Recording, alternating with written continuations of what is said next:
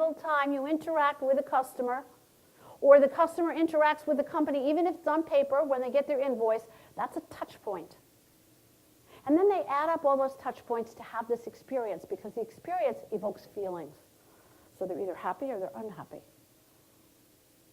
It's based on the customer's definition, though. It's based on the customer's perception of the value delivered, whether the value is tangible or intangible. Here's where it gets sticky, that intangible value stuff.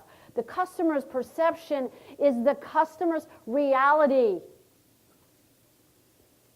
I, too, live in southern Florida, and I live down in Delray Beach, and while my mom was still alive, every year she would come down and she'd spend 3 months down there, and of course, at the end of her visit, we'd have to pack up her clothes and go to the UPS.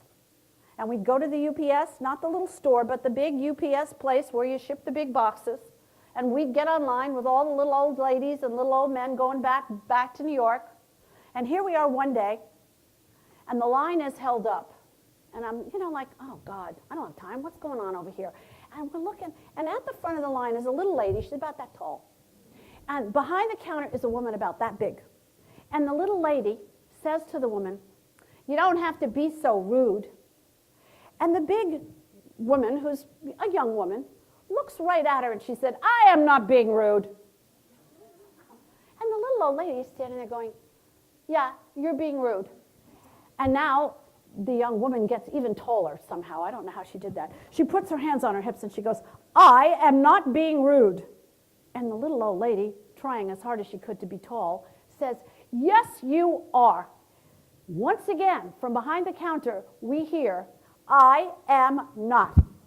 And before you know it, everybody online responds, "Yes, you are." The customer's perception is the customer's reality. And we all have perceptual filters of all different kinds. Our beliefs, our attitudes, our values, our assumptions, our past experience, every one of those things causes us to put a new filter on. And we look at the world through that filter. Your customer has lots of filters. And you need to be in touch with them.